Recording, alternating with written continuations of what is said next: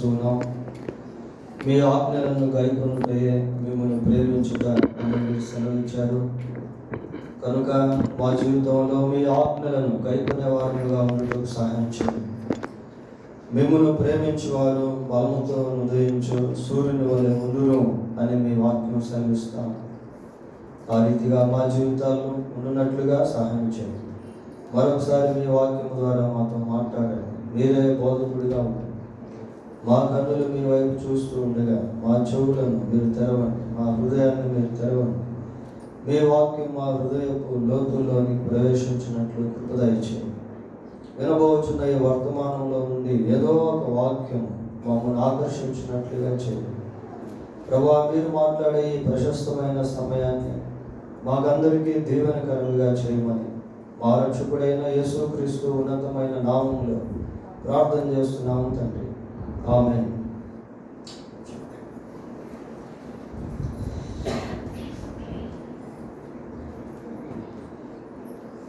దేవుని వాక్యంలో నుండి నిర్గమకాండం 3వ అధ్యాయం మొదటి 10 వచనాలను మనం చదువుకున్నాం. ఈ 10 వచనాల్లో ఎన్నో శ్రేష్టమైనటువంటి ఆధ్యాత్మిక పాఠాలు మనం నేర్చుకోవాల్సినటువంటివి ఉన్నాయి. మొదటి వచనం, మోషే మిద్యాను యాజకుడైన యిత్రో అను తన మామ మందను మేపుచు ఆ మందను అరణ్యము అవతలకు తోలుకొని దేవుని పర్వతమైన హోరేబుకు వచ్చింది. ఇక్కడ మోషే ఈ మామ మందను మేపుకొంచెం ఆ ప్రాంతానికి వచ్చినటువంటి సమయంలో ఇంచుమించు 80 సంవత్సరాల వయసు కలిగినటువంటి వాడిగా ఉన్నాడు. ఇక్కడ ఈ పదాలు చూడండి ఎలాగుంది అంటే, తన మామ మందను అన్న మాట ఒక ప్రత్యేకతను కలిగిస్తా ఉంది. తన మామ మందను అంటే ఆ మంద తనదు కాదా? బైబిల్లో కొన్ని చాలా ఆశ్చర్యం అనిపిస్తాయి. ఒకసారి సమూయేలు మొదటి గ్రంథం 17వ అధ్యాయం 34వ వచనం చదువుదాం. 17:34.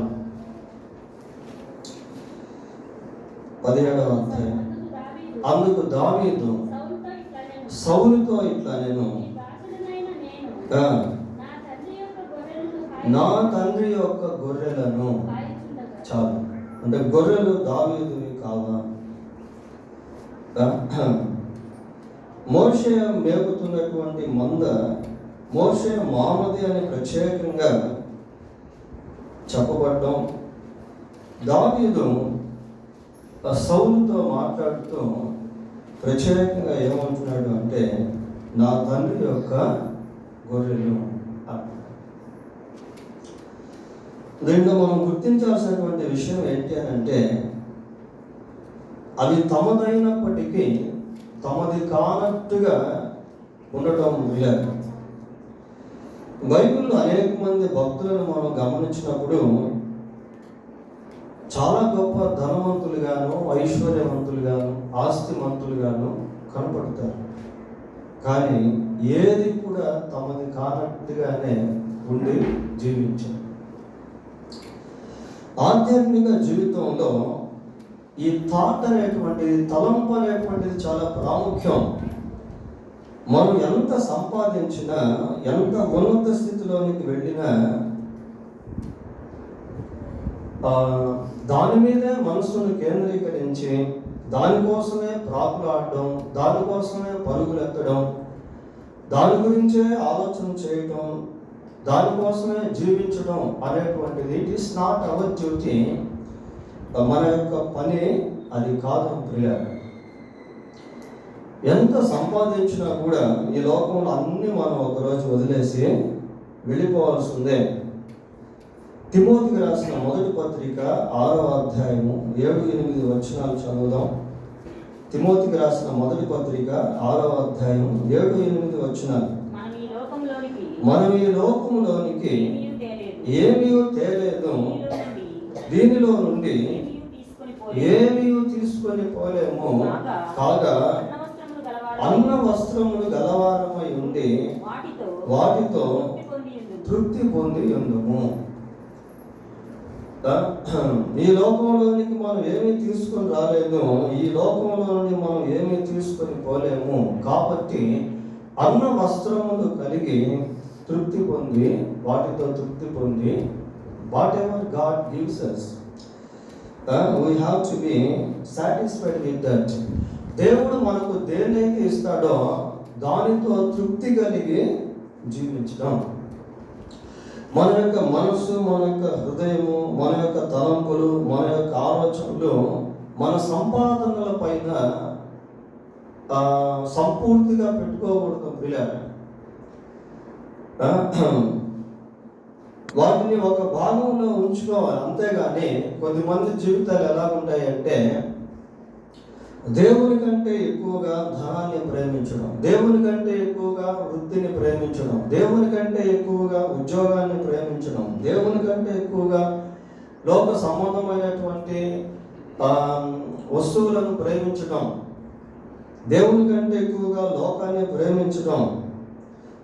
Even though they are very rich in their position, వారి యొక్క స్థాయిలో వారు ఎంతో ధనవంతులుగా, ఐశ్వర్యవంతులుగా, గొప్పవారిగా ఉండినప్పటికీ భక్తులు ఎలాగ జీవించారు అంటే తమది కానట్టుగానే జీవించారు. హెబ్రీయులకు రాసిన పత్రిక 11వ అధ్యాయము 13వ వచనాన్ని చదువుకుందాం పిల్లలు. 11వ అధ్యాయము 13వ వచనం. వీరందరూ వాగ్దాన ఫలము అనుభవింపక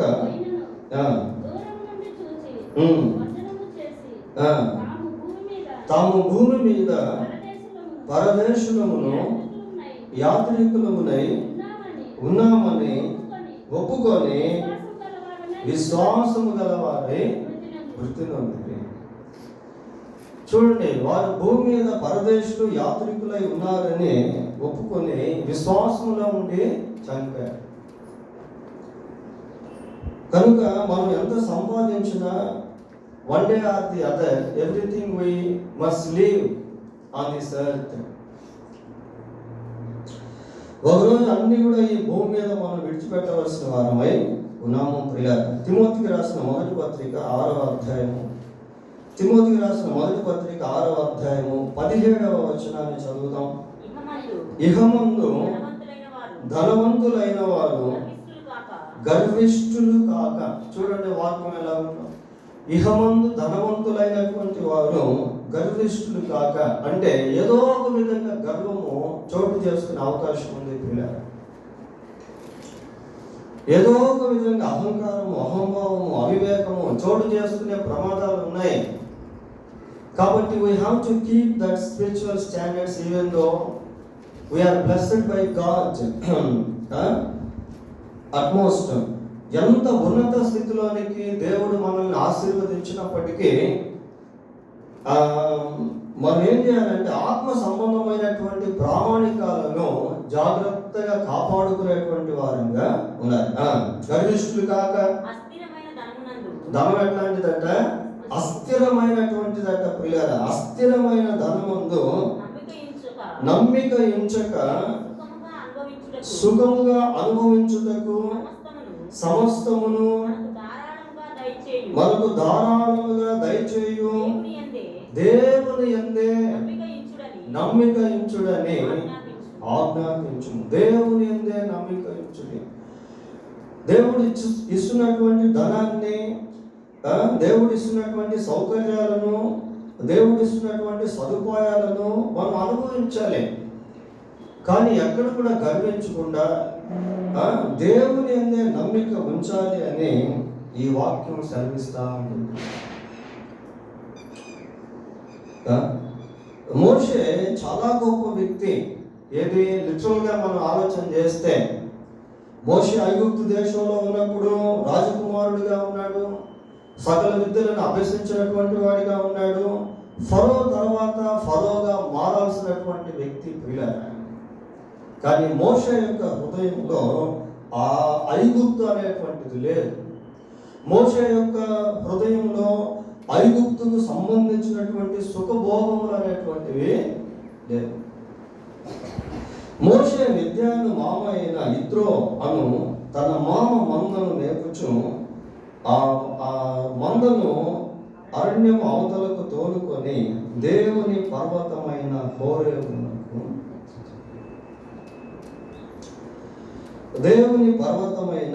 హోరేబునకు మోషే వచ్చాడు. ఇక్కడ మనం గమనించినట్లయితే మోషే ఏదో క్యాజువల్గా అంటే యథావిధిగా తన జీవితాన్ని కొనసాగించుకుంటూ మామ యొక్క మందను మేపుకుంటూ అలాగా తాను జీవిస్తా ఉన్నాడు. మరి ఎన్నిసార్లు ఆ ప్రదేశానికి మోషే వచ్చి వెళ్ళాడో అంతకుముందు తెలియదు ప్రియులారా. కానీ ఆ రోజు మాత్రము మోషే జీవితంలో ఒక ప్రత్యేకమైనటువంటి రోజు. ఎందుకు అంటే దేవుడు అతన్ని దర్శించినటువంటి రోజు. కొద్దిమందిని గురించి బైబిల్ ఆలోచన చేసినప్పుడు వాళ్ళు క్యాజువల్గా ఏదో మామూలుగా జీవిస్తున్నటువంటి సమయంలో దేవుడు కొద్దిమందిని ప్రత్యేకంగా దర్శించాడు. ఫర్ ఎగ్జాంపుల్, మరి సౌలు దమస్కు ప్రాంతానికి ఎన్నిసార్లు వెళ్ళాడో మనకు తెలియదు. ఒకరోజు దమస్కు ప్రాంతానికి వెళ్తూ ఉన్నప్పుడు దేవుడు సౌలును దర్శించాడు. సమూయేలు దేవుని మందిరంలో ప్రతిరోజు మామూలుగా పరిచయం చేస్తూ పడుకునేవాడు. But God has given him a special day. అయితే దేవుడు సమూయేలుకు ఒక ప్రత్యేకమైనటువంటి దినాన్ని ఇచ్చాడు. పేతురు యోహానులు మధ్యాహ్నం 3 గంటల సమయంలో దేవాలయానికి వెళ్ళి ప్రార్థన చేసేదానికి ఆ దేవాలయం గుండా వెళ్తూ ఉండేవాడు. అది వాళ్ళ యొక్క వాడుక. అయితే ఒకరోజు ఆ దేవాలయపు దగ్గర పుట్టుకతో కుంటివాడుగా ఉన్నటువంటి వ్యక్తిని దేవుడు వారి ద్వారా స్వస్థపరిచాడు. A special day for some people life. కొద్దిమంది జీవితాల్లో ఒక ప్రత్యేకమైనటువంటి దినాన్ని ఉండడం మనం చూస్తూ ఉన్నాం పిల్లలు. దీంట్లో మనం నేర్చుకోవాల్సినటువంటి విషయం ఏంటి అంటే, మనం కూడా ఈ లోకంలో క్యాజువల్గా జీవిస్తూ ఉన్నాం. ఆదివారం దేవుని సన్నిధికి వస్తున్నాం, ప్రతిరోజు బైబిల్ చదువుకుంటా ఉన్నాం, దేవుని మాటలు వింటా ఉన్నాం. మరి దేవుడు నిన్ను ఎప్పుడు దర్శిస్తాడో తెలియదు. We have to wait for the vision of God. మనం దేవుని యొక్క దర్శనం కొరకు ఎదురు చూసేటువంటి వారంగా ఉండాలి. దేవుని యొక్క స్వరాన్ని వినేదానికి మనల్ని మనం సిద్ధపరచుకునేటువంటి వారంగా ఉండాలి ప్రియులారా. ఏ సమయంలో దేవుడు ఎవరితో ఏ విధంగా మాట్లాడతాడో, ఏ విధంగా దర్శిస్తాడో, ఏ విధంగా తన ప్రణాళికను బయలుపరుస్తాడో ఎవరికి కూడా తెలియదు. ఇక్కడ మోషే తన మామ మందను మేపుకుంటూ ఎప్పుట్లాగే ఆ పర్వతానికి రావడం జరిగింది. వచ్చేసరికి ఏమైందో తెలుసా? చదవండి 2వ వచనం. పొదం నడిమిని అగ్ని జ్వాలల్లో యెహోవా దూత అతనికి ప్రత్యక్షమాయెను. అతడు చూచినప్పుడు అగ్ని వలన ఆ పొద మండుచుండెను, కానీ పొద కాలిపోలేదు. పొద మండుతూ ఉంది కానీ కాలిపోవట్లేదు.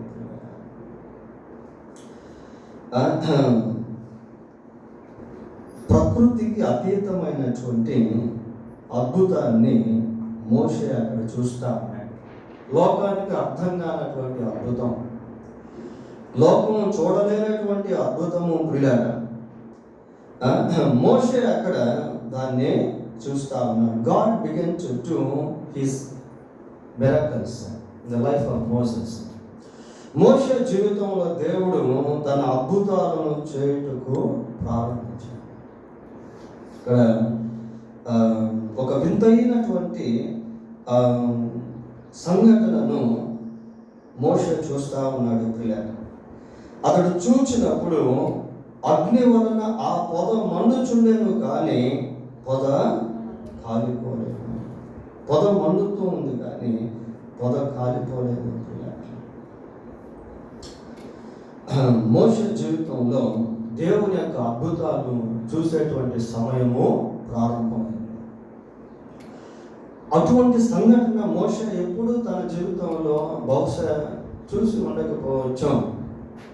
అది ప్రకృతికి అతీతమైనటువంటిది ప్రియ.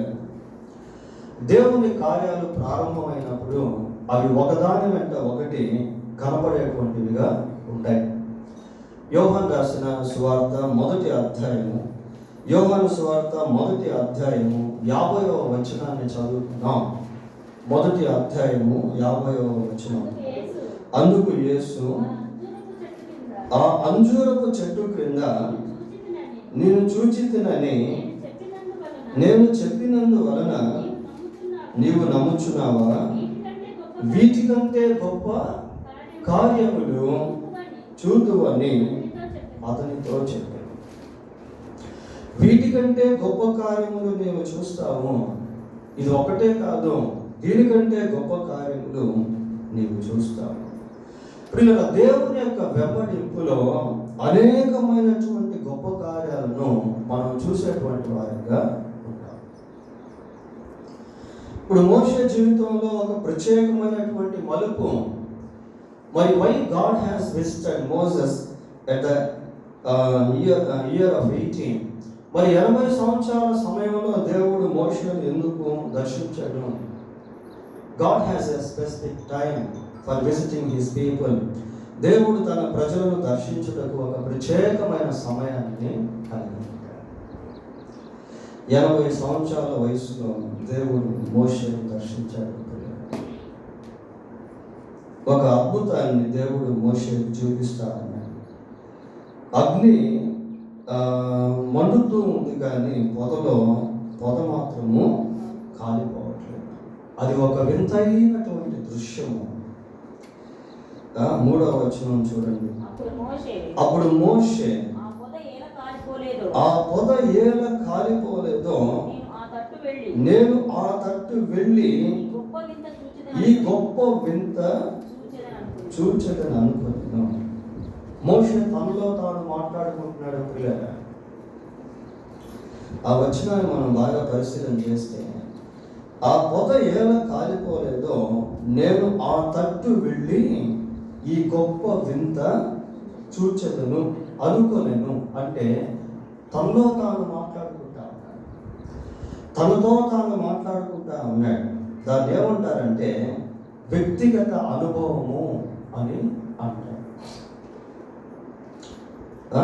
ఇండివిజువల్ ఎక్స్పీరియన్స్, వ్యక్తిగత అనుభవము ప్రియ. ఇండిపెండెంట్ ఎక్స్పీరియన్స్, వ్యక్తిగత అనుభవాన్ని మోషే ఇక్కడ కలిగి ఉన్నాడు. ఈ వ్యక్తిగత అనుభవాలు అనేటువంటివి ఎలాంటివి అని అంటే, ఎవరి జీవితంలో అయితే ఆ వ్యక్తిగత దేవునికి సంబంధించిన అనుభవాన్ని కలిగి ఉంటారో వారు విశ్వాసంలో చాలా బలవంతులుగా ఉంటారు. అటువంటి వారిని ఎవరు కూడా కదిలించలేరు. ప్రియ, దేవునితో మనకు ఆ పర్సనల్ అటాచ్మెంట్ అనేటువంటిది ఉండాలి.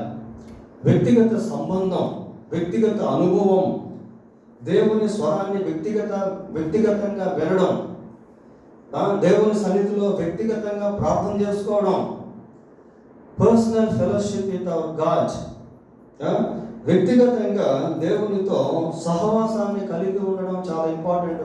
పిల్లలు, పెద్దలు, వివాహం అయినటువంటి వారు, వివాహం కానటువంటి వారు, వృద్ధులు, అందరికి కూడా దేవుడు ఒక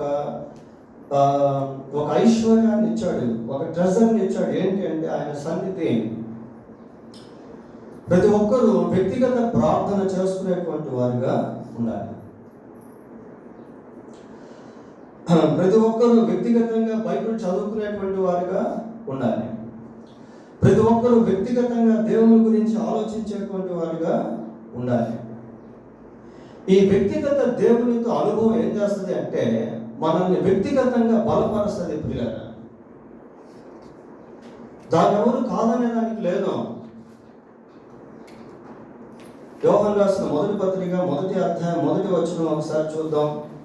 యోహాను రాసిన మొదటి పత్రిక జీవవాక్యమును గూర్చిన ఆది నుండి ఏది ఉండేనో మేము ఏది వింటిమో కనులారా ఏది చూచితిమో ఏది నిదానించి కనుగొంటిమో మా చేతులు దేన్ని తాకి చూచినవో అది మీకు తెలియజేయుచున్నా.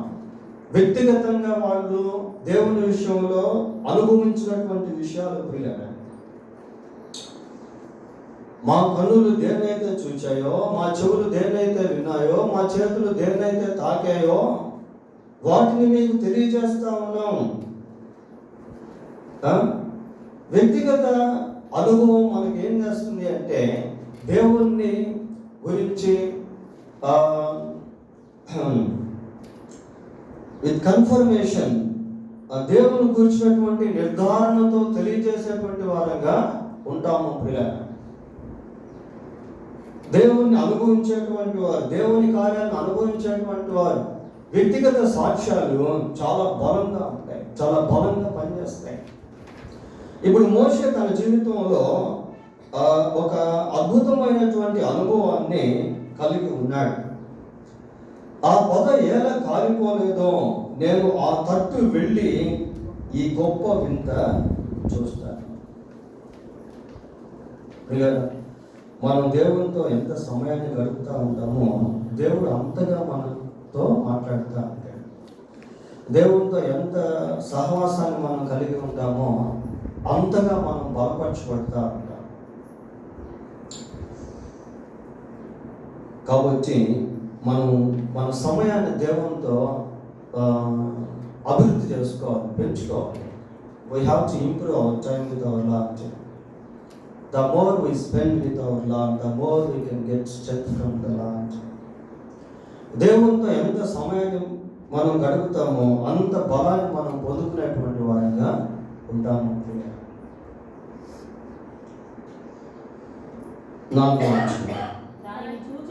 దాన్ని చూచుటకు అతడు ఆ తట్టు వచ్చుట యెహోవా చూచెను. దేవుడు ఆ పొద నడుము నుండి మోషే మోషే అని అతన్ని పిలిచెను.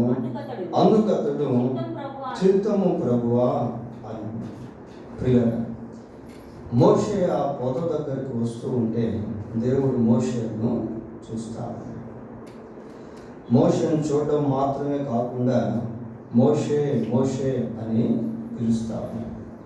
ఇంకొక రకంగా చెప్పాలి అంటే మోషే ఆ పొద దగ్గరికి రాకముందే, ఆ హోరేబు కొండకు వెళ్ళకముందే దేవుడు అక్కడికి వచ్చేస్తున్నాడు. దేవుడు అక్కడికి వచ్చి మోషే కోసం ఎదురు చూస్తా. మన జీవితంలో కూడా కొన్ని సందర్భాల్లో, కొన్ని సమయాల్లో మన కోసం దేవుడు ముందుగా ఉండి కనిపెడతా. ఎప్పుడెప్పుడు నా కుమారుడు లేక నా కుమార్తె నా దగ్గరికి వస్తాడో నేను వారితో మాట్లాడతాను. God is still waiting for his people before they come to his presence. ప్రజలు తన సన్నిధికి రాకముందే వారి కొరకు దేవుడు కనిపెట్టుకోని ఉంటాడు. మనం ఆదివారం 10:30కి దేవుని సన్నిధికి వస్తాం కదా, దేవుడు ముందే వచ్చేసి ఉంటాడు ఇక్కడికి.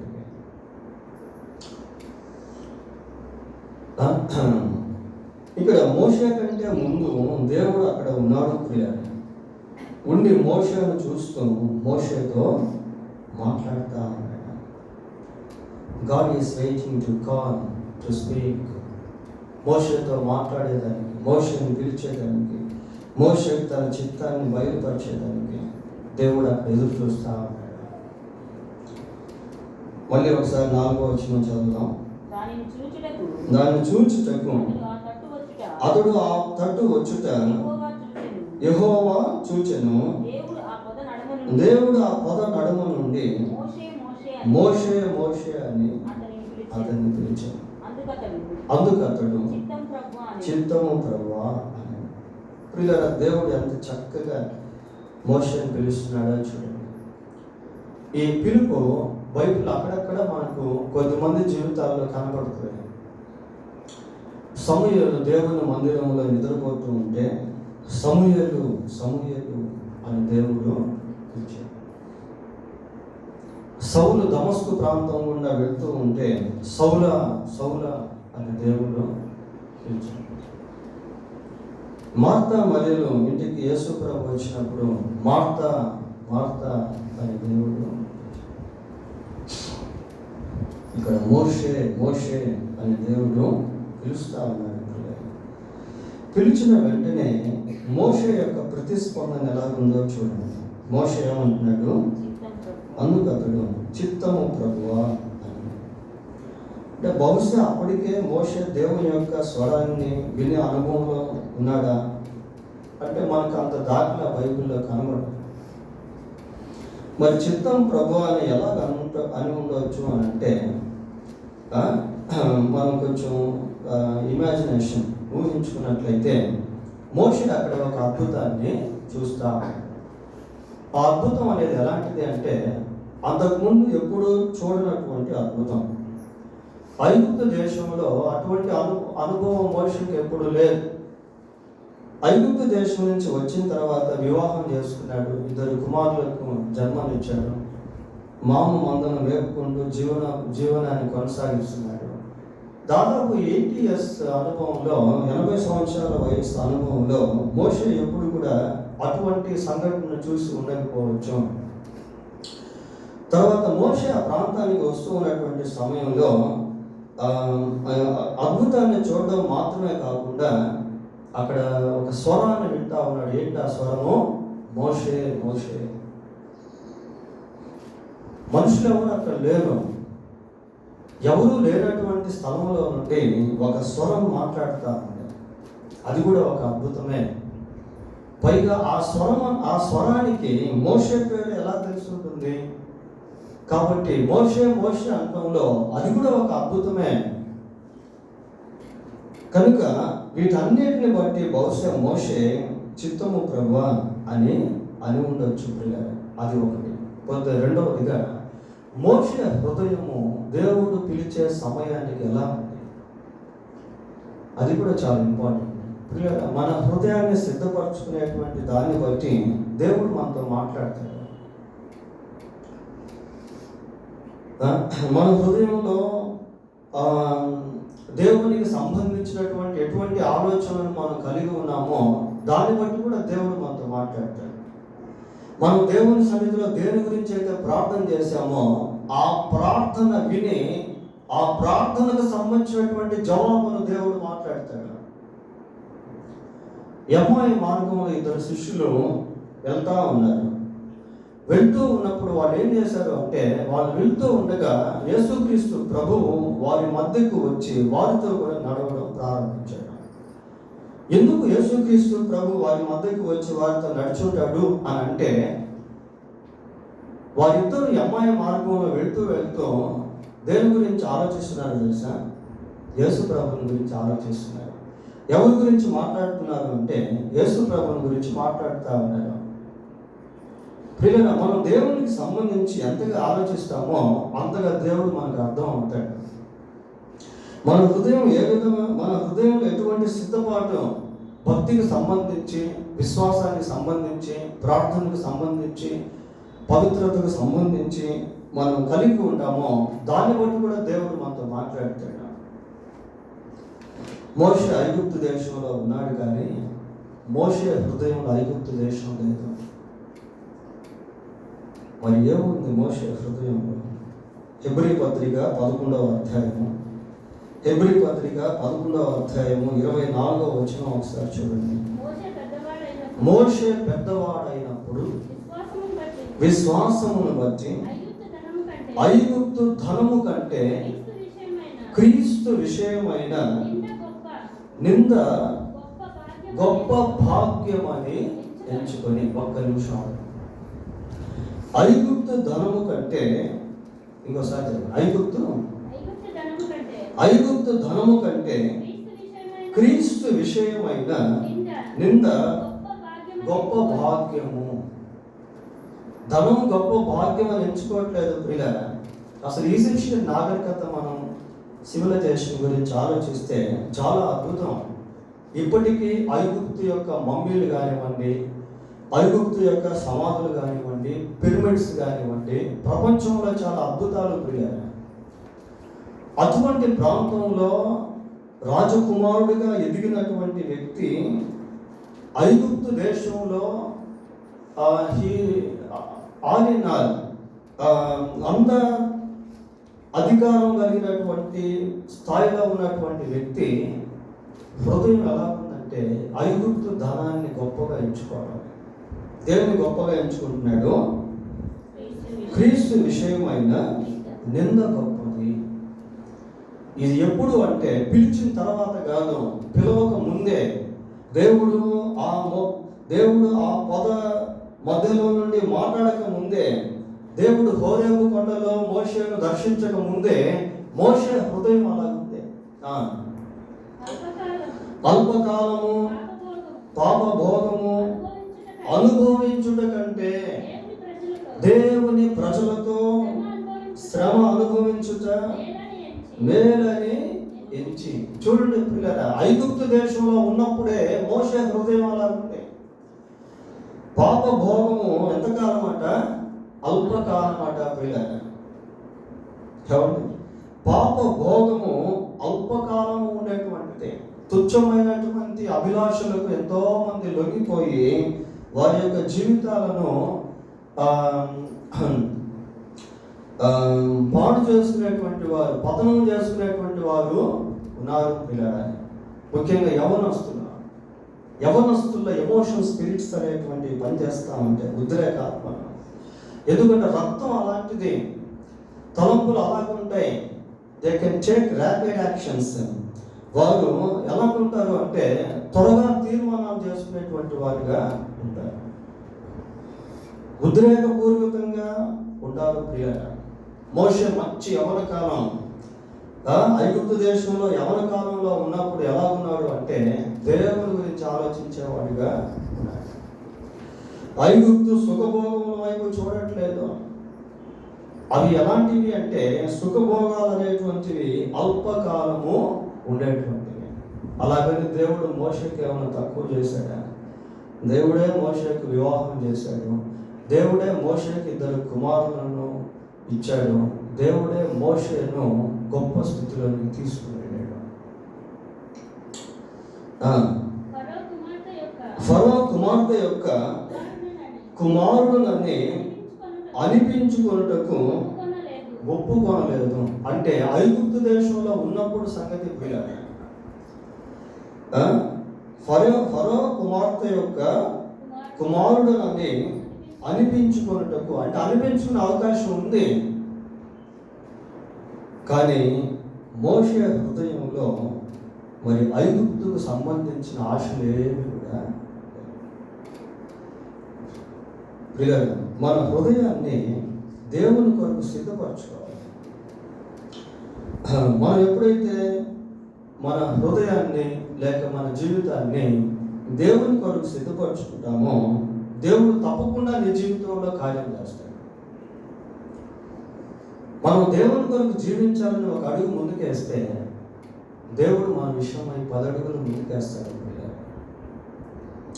తప్పిపోయిన కుమారుడు తండ్రి దగ్గరికి వస్తూ ఉంటే తండ్రి పరిగెత్తుకుంటూ వెళ్ళి కౌగలించుకున్నాడు. కుమారుడు రాకముందే తండ్రి పరిగెత్తుతా ఉన్నాడు.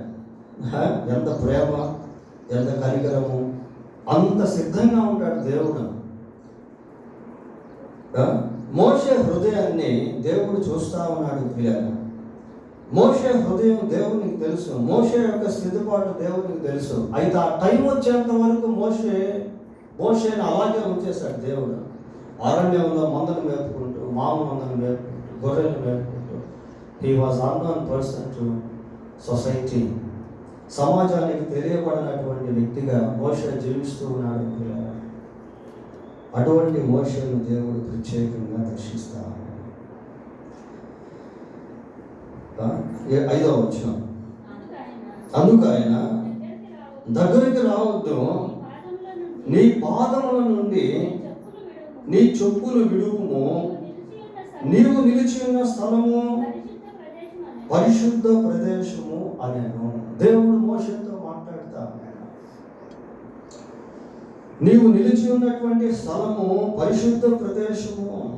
వాస్తవానికి స్థలం పరిశుద్ధమైనది కాదు ప్రియులారా, కానీ పరిశుద్ధమైనటువంటి దేవుడు ఆ స్థలానికి వచ్చాడు. పరిశుద్ధుడైనటువంటి దేవుడు ఆ స్థలానికి వచ్చాడు కనుక ఆయనను బట్టి ఆ స్థలము పరిశుద్ధమైనటువంటి స్థలంగా పిలవబడింది. ఇక్కడ మనం గమనించాల్సింది ఏంటంటే, the lord teachers Moses about the holiness. దేవుడు మోషేకు పరిశుద్ధతను గురించి మాట్లాడుతూ ఉన్నాడు. పరిశుద్ధత అనేది చాలా ప్రాముఖ్యం ప్రియులారా. దేవుడు మన జీవితంలో ఆశించేటువంటి ప్రాథమిక కోరిక అదే. తన ప్రజలు పరిశుద్ధులుగా ఉండాలి అనేది దేవుని యొక్క హృదయాభిలాష. పేతురు రాసిన మొదటి పత్రిక మొదటి అధ్యాయము, పేతురు రాసిన మొదటి పత్రిక మొదటి అధ్యాయము 14వ వచనం. నేను పరిశుద్ధుడనై ఉన్నాను గనుక మీరును పరిశుద్ధులై ఉండుడని. Be holy because I am. మీరు పరిశుద్ధులుగా ఉండండి, ఎందుకంటే నేను పరిశుద్ధుడను అంటున్నాను. దేవుడు ఎప్పుడు మనల్ని తనలో చూసుకోవాలని కోరుకుంటాడు. దేవుడు ఎప్పుడు మనము తనలాగా ఉండాలని కోరుకుంటాడు. అందుకే ఆయన మానవుడిని సృష్టించినటువంటి సమయంలో తన స్వరూపమందు తన పోలిక చొప్పున సృష్టించాడు. దేవుని యొక్క స్వరూపం ప్రియులారా, ఆయన ఆత్మ స్వరూపి అయినటువంటి మానవుల్లో కూడా ఆత్మ అనేటువంటిది ఉంది. నీతి స్వరూపుడమైన తండ్రి అని యోహాను సువార్త 17వ అధ్యాయంలో ఆ పదం మనం చూస్తాం. అంటే దేవుని యొక్క స్వరూపంలో నీతి అనేటువంటిది, సత్యస్వరూపి నాదా అని ఆత్మలు దేవుని సన్నిధిలో ప్రార్థన చేసిన దృశ్యం మన ప్రకటన గ్రంథం 6వ అధ్యాయంలో కనబడుతుంది. అంటే దేవుని యొక్క స్వరూపంలో సత్యము అనేది దైవిక గుణ లక్షణాలు. దైవిక గుణ లక్షణాలు అనేటువంటివి మన జీవితంలో పరిశుద్ధతను కలుగజేస్తాయి. చదవండి ఇంకా వాక్యం కింద. పేతురు రాసిన మొదటి పత్రిక మొదటి అధ్యాయం. కాగా మీరు విధేయులకు పిల్లలని మీ పూర్వపు అజ్ఞాన దశను మీకుండిన ఆశను అనుసరించి ప్రవర్తింపక మిమ్మును పిలిచిన వాడు పరిశుద్ధుడై ఉన్న ప్రకారము మీరును సమస్త ప్రవర్తన యందు పరిశుద్ధులై ఉన్నారు. ప్రియులారా, సమస్త ప్రవర్తన యందు పరిశుద్ధులై ఉండండి. ప్రవర్తన ప్రియులారా, ప్రవర్తన అంటే క్యారెక్టర్. ప్రవర్తనలో పరిశుద్ధత. సమస్త ప్రవర్తన యందు పరిశుద్ధులై, తలంపుల్లో పరిశుద్ధత, ఆలోచనల్లో పరిశుద్ధత, ఆశల్లో పరిశుద్ధత, హృదయంలో పరిశుద్ధత, మనస్సులో పరిశుద్ధత, ప్రవర్తనలో పరిశుద్ధత. హృదయ శుద్ధి గల వారు ధన్యులు, వారు దేవుని చూచారు. కనుక దేవునితో సహవాసం, దేవునితో సంబంధం, దేవునితో సంభాషణ, ఇవన్నీ కూడా పరిశుద్ధత ద్వారా మనం కలిగి ఉండగలుగుతాం. మోషే, నీవు నిలుచున్నటువంటి స్థలము పరిశుద్ధం, కాబట్టి ఏం చేయాలి? చెప్పులు విడువుము అంటున్నాడు. చెప్పులు విడువుము అంటే మనం దాన్ని లిటరల్గా తీసుకోవడం కాదు ప్రియ. చెప్పులు ఉంటే అపరిశుద్ధత అని కాదు అర్థం. చెప్పులు విడుచుట అనేటువంటి దాంట్లో మనం స్పిరిచువల్గా గమనించాల్సింది ఏంటంటే, ఏదైతే అపరిశుద్ధతగా ఉన్నదో, ఏదైతే అపవిత్రతగా ఉన్నదో దాన్ని విడిచిపెట్టండి. దాన్ని విడిచిపెట్టండి. తిమోతికి రాసిన రెండవ పత్రిక 2వ అధ్యాయము 19వ వచనం, 2:19. అయినను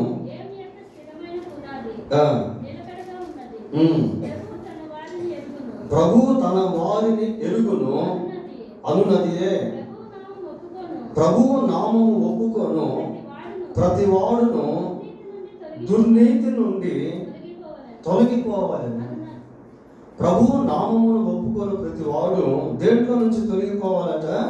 దుర్నీతి నుండి తొలగిపోవాలట. పిల్లలు, నీవు దుర్నీతిలో బ్రతుకుతూ దేవుని సన్నిధిలో ప్రార్థన చేస్తూ ఉంటే దానివల్ల ఉపయోగం ఏంటి?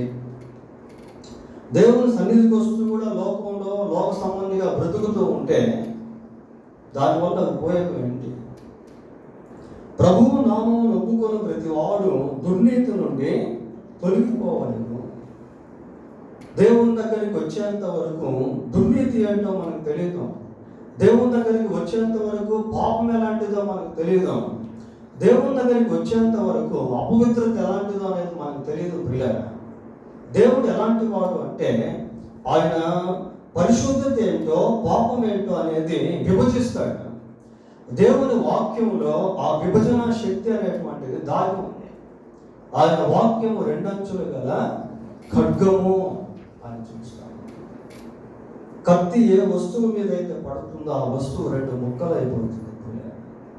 దేవుని వాక్యం ఏం చేస్తుంది అంటే సపరేట్ చేస్తుంది. ఏది అపవిత్రతో, ఏది పవిత్రతో, ఏది పరిశుద్ధతో, ఏది అపరిశుద్ధతో, ఏది దుర్నీతో, ఏది నీతో, ఏది సత్యమో, ఏది అసత్యమో వాటిని సపరేట్ చేస్తుంది.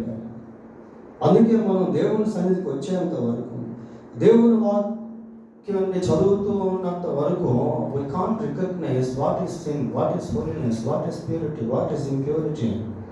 దేవుని వాక్యపు వెలుగులోనికి వచ్చేంత వరకు పవిత్రత ఏంటో అపవిత్రత ఏంటో మనకు తెలియదు. లోకానికి అపవిత్రత కూడా పవిత్రత లాంటిదే.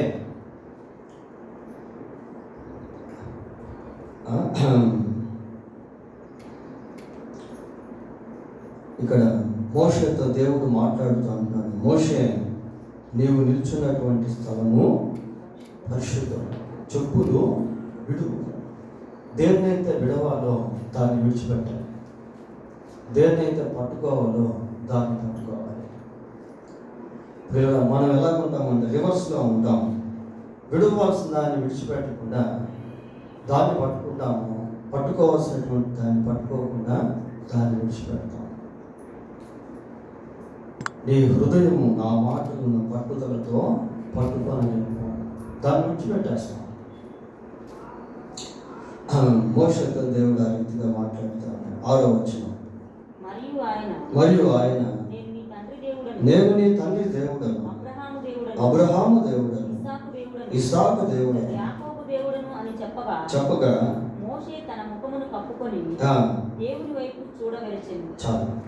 God introduced himself to Moses. దేవుడు మోషేకు తను తాను పరిచయం చేసుకుంటాడు. దేవుడు అబ్రహాము దేవుడు, ఇస్సాకు దేవుడు, యాకోబు దేవుడు అంటున్నాడు. పిల్లల మోషేకి అబ్రహాం గురించి తెలుసు, ఇస్సాకుని గురించి తెలుసు, యాకోబుని గురించి తెలుసు. ఆ యాకోబులో నుండే లేవియా గోత్రం వచ్చింది. ఆ లేవి గోత్రంలో నుండే మోషే జన్మించాడు. So Moses knows the past. కాబట్టి మోషేకి గతం అనేటువంటిది తెలుసు. అబ్రహాము, ఇస్సాకును, యాకోబును దేవుడు ఏ విధంగా ఆశీర్వదించాడో, దేవుడు ఏ విధంగా వారిని పిలిచాడో, దేవుడు వారి యొక్క సంతతిని ఏ విధంగా విస్తరింప చేశాడో ఇవన్నీ కూడా మోషేకు. మరి కేవలం దేవుడు అబ్రహాము, ఇస్సాకు, యాకోబులకే దేవుడా? మనకు కాదా? ఆయన మనకు కూడా దేవుడే. ప్రపంచంలో ఉన్న ప్రతి ఒక్కరికి కూడా ఆయన దేవుడే. మత్తయి సువార్త 8వ అధ్యాయము, మత్తయి సువార్త 8వ అధ్యాయము 11వ వచనం చదువుకున్నాం.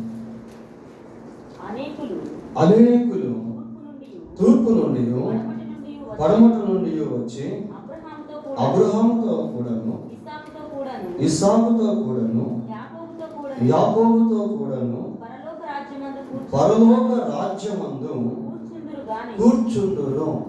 చాలు. పరలోక రాజ్యములో అబ్రహాముతోను, ఇస్సాకుతోను, యాకోబుతోను అనేకులు వచ్చి కూర్చుంటారట. ఎక్కడెక్కడి నుంచి వస్తారట? తూర్పు నుండి, పడమట నుండి. తూర్పు పడమర అంటే ఉత్తర దక్షిణం, లేదంటే ఉత్తర దక్షిణం కూడా అన్ని దిక్కుల నుండి ప్రజలు పరలోకానికి వస్తారు. అంటే he is not only the God of Abraham, Isaac and Jacob, but to all people, all humanity, all human beings, entire humanity. ఆయన కేవలం అబ్రహాము, ఇస్సాకు, యాకోబులకే దేవుడు కాదు, కానీ ప్రపంచంలో ఉన్న ప్రతి ఒక్కరికి కూడా ఆయన దేవుడే. ఎవరైతే యేసుక్రీస్తునందు విశ్వాసం ఉంచుతారో వారందరూ కూడా పరలోక రాజ్యంలో ప్రవేశిస్తారు. వారందరూ కూడా దేవుని యొక్క రాజ్యంలోనికి ప్రవేశిస్తారు. పిల్లలు, అక్కడ అనేకులు అని ఉంది కదా. అనేకులు అంటే different kinds of people, different kinds of things, వివిధ రకాల భాషలకు సంబంధించినటువంటి వాళ్ళు, వివిధ రకాల వర్గాలకు సంబంధించినటువంటి వాళ్ళు, వివిధ రకాల దేశాలకు సంబంధించినటువంటి వాళ్ళు, భూదిగంతానికి సంబంధించినటువంటి వాళ్ళు. ఎవరైతే యేసుక్రీస్తునందు విశ్వాసం ఉంచుతారో వాళ్ళందరూ కూడా దేవుడు ఏం చేశాడంటే ఆ స్థాయిని ఈక్వల్ చేశాడు. పిల్లలు, అదే మన ఎఫెసీ పత్రిక 2వ అధ్యాయంలో చూస్తాం. మీరు ఒకప్పుడు దేవుడు లేనటువంటి ప్రజలు, ఇశ్రాయేలుతో పౌరులు కానటువంటి వారు, ఇప్పుడు క్రీస్తు యేసునందు మీరు అంతా సమానులే. ఆ ఈక్వలైజేషన్ అనేటువంటిది దేవుడు యేసుక్రీస్తు శిలువ రక్తం ద్వారా మానవాళికి తీసుకువచ్చు. There is no any difference. ఎటువంటి భేదం అనేటువంటిది లేదు. పక్షపాతం అనేటువంటిది. యేసు ప్రభువునందు విశ్వాసం ఉంచినటువంటి వారందరూ కూడా పరలోక రాజ్యంలోకి ప్రవేశిస్తారు. యేసుక్రీస్తునందు విశ్వాసం ఉంచిన వారందరూ కూడా ఆ నిత్య నరకాన్ని తప్పించుకుంటారు. యేసుక్రీస్తునందు విశ్వాసం ఉంచి ప్రతి ఒక్కరూ పాప క్షమాపణను పొందుకుంటారు. పిల్లలు, అందుకే యేసుక్రీస్తు అందరికీ ప్రభువు. యేసుక్రీస్తు సర్వలోకానికి శాంతికరమైనటువంటి 7వ వచనం. మరియు యెహోవా ఇట్లా నేను ఐగుప్తులో ఉన్న నా ప్రజల బాధను నిశ్చయముగా చూచితిని. పనులలో తమను కష్టపెట్టు వారిని బట్టి వారు పెట్టిన మొరను వింటిని. వారి దుఃఖములు నాకు తెలిసే.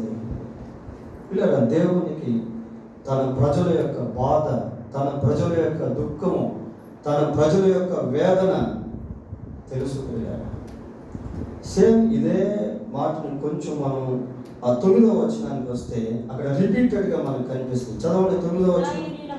ఇశ్రాయేలీల మొర నిజముగా నా యొద్దకు చేరును, ఐగుప్తీయులు వారిని పెట్టుచున్న హింసను చూశాను అన్నాడు. ఐగుప్తులు పెట్టే హింసను నేను చూశాను.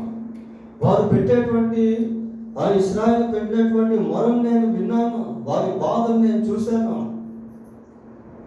God knows his people agony. God knows his people hardship. God knows his people sickness. God knows his people problems. God knows his people troubles. God knows his people needs. ప్రియులారా, దేవునికి తన ప్రజల యొక్క అవసరతలు తెలుసు. తన ప్రజలు పడే బాధ తెలుసు. తన ప్రజలు ఎటువంటి దుఃఖంలో ఉన్నారో తెలుసు. తన ప్రజలు ఎటువంటి స్థితిలో ఉన్నారో ఇవన్నీ కూడా దేవుడు ఎరిగినటువంటి వాడు. వారి ప్రార్థన విన్నాడు, వారి మొరను కూడా విన్నాడు. విని ఇప్పుడు పరలోకం నుండి భూలోకానికి దిగొచ్చాడు. ఆ మాట కూడా మనం చూస్తాం. నేను దిగి వచ్చి ఉన్నాను అంటాడు. చదవండి 8వ వచనం. కాబట్టి ఐగుప్తీయుల చేతిలో నుండి వారిని విడిపించుటకును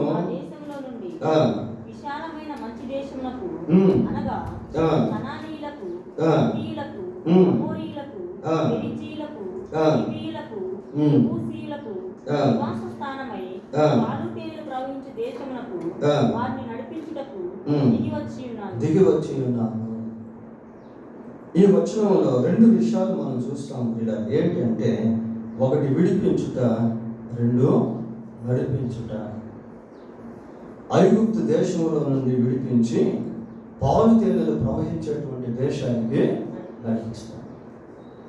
that is the major purpose of God towards the people of Israel. Israel ప్రజల పట్ల దేవుని యొక్క ముఖ్య ఉద్దేశం అదే.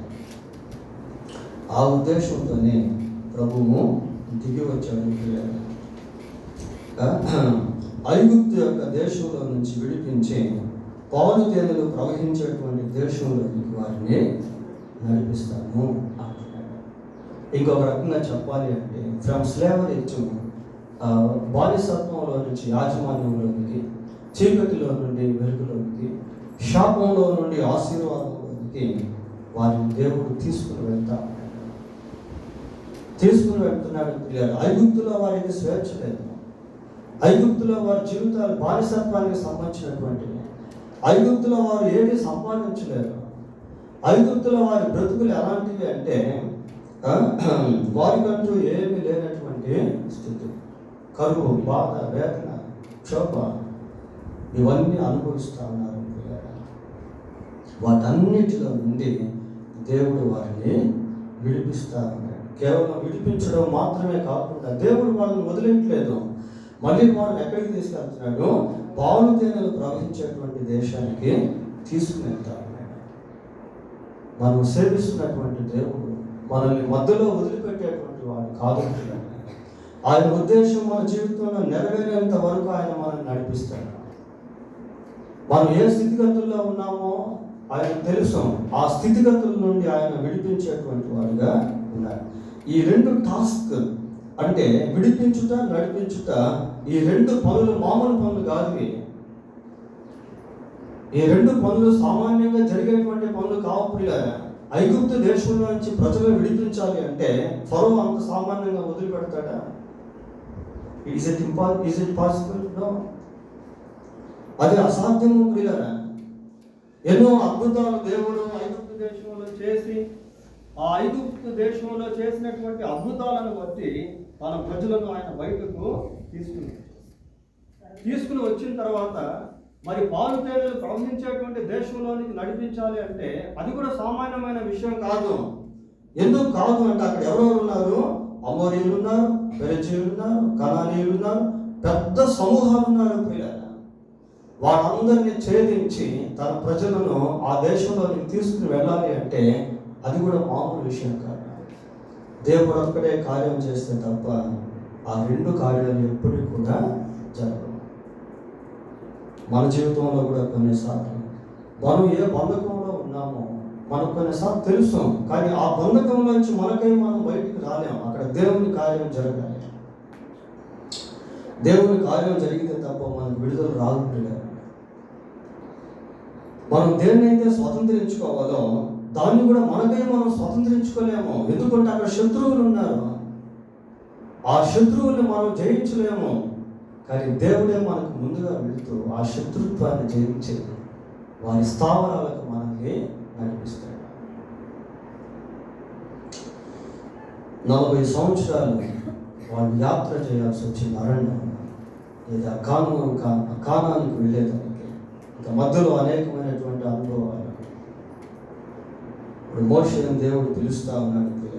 10వ వచనం చదవండి. కాగా రమ్ము, నిన్ను ఫరో యొద్దకు పంపుదును, ఇశ్రాయేలీయులైన నా ప్రజలను నీవు ఐగుప్తులో నుండి తోడుకొని పోవాలి. గొర్రెల కాపరిగా ఉన్నటువంటి మోషేను దేవుడు ఒక రాయభారిగా మారుస్తున్నాడు. ఒక మీడియేటర్గా, మధ్యవర్తిగా మారుస్తున్నాడు. గొర్రెల కాపరిగా ఉన్నటువంటి మోషేను దేవుడు ఒక నాయకునిగా చేస్తాడు. సుమారు 6 లక్షల ప్రజలకి మోషే is going to become a leader, ఒక నాయకుడిగా మారబోతున్నాడు. దేవుడు మోషేని పిలుస్తా ఉన్నాడు.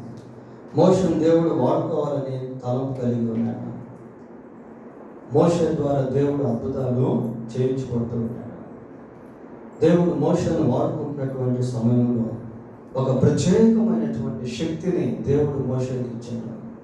God has given Moses additional power to redeem his people from the bondage of Egypt. ఐగుప్తు యొక్క బంధకాల్లో నుంచి తన ప్రజలను విడిపించేదానికి మోషేకు దేవుడు ఒక ప్రత్యేకమైనటువంటి శక్తిని ఇచ్చాడు. 4:21 చదవండి. నిర్గమకాండం 4:21. అప్పుడు యెహోవా మోషేతో ఇట్లా నేను నీవు ఐగుప్తునందు చేయుటకు నేను నీకు ఇచ్చిన మహత్కార్యములన్నీ ఫరో ఎదుట మహత్కార్యాలు ఎవరి వాట? దేవుని. ఎవరికి ఇస్తున్నాడు? మోషేకి ఇస్తున్నాడు. ఎందుకు ఇస్తున్నాడు? ఐగుప్తులు చేయాలి. ఎందుకు చేయాలి? తన ప్రజలకు విడిపించేదానికి. ఎంత పెద్ద ప్రాసెస్ చూడండి. దేవుడు దాన్ని జరిగించి తన వాగ్దానాన్ని సంపూర్ణంగా నెరవేర్చాడు. ఈరోజు కూడా దేవునికి చాలా పని ఉంది. ప్రజలు ఆ రోజు ఐగుప్తులో ఉన్నట్టు ఈరోజు ప్రజలు లోకంలో ఉన్నారు. ఫరో అధికారం క్రింద ఉన్నట్టు ప్రజలు ఈరోజు సైతాను యొక్క అధికారం కింద వాటిని విడిపించాలంటే మనం దేవునికి ప్రయోజకులుగా మారాలి. దేవుడు మనల్ని కూడా పిలుస్తున్నాడు. దేవుడు మనతో కూడా మాట్లాడుతూ ఉన్నాడు. దేవుడు మనల్ని కూడా మోషే వలె నడిపించాలని కోరుకుంటా ఉన్నాడు. మన హృదయాన్ని మనం ఎప్పుడైతే సిద్ధపరచుకుంటామో, దేవునికి అనుకూలంగా మన ప్రవర్తన ఎప్పుడైతే మారుతుందో, దేవుని హృదయాన్ని మనం ఎప్పుడైతే సంపాదించుకుంటామో, మనమంతా కూడా లోకానికి ఆశీర్వాదకరంగా ఉండగలుగుతాం. ప్రార్థన చేసుకున్నాం. ప్రార్థన. సర్వోన్నతుడు అయిన మా తండ్రి, అందరూ ప్రార్థన చేసుకోండి. వాక్యం విన్నాం కదా, ప్రభుని అడుగుదాం. ప్రభా, నన్ను కూడా ఒక ప్రయోజకురాలిగా చేయండి. నన్ను పరిశుద్ధపరచు ప్రభా అని అడుగుదాం. నా జీవితంలో మీ యొక్క కార్యములు చూచే వ్యక్తిగా చేయండి ప్రభా అని ప్రార్థన చేద్దాం.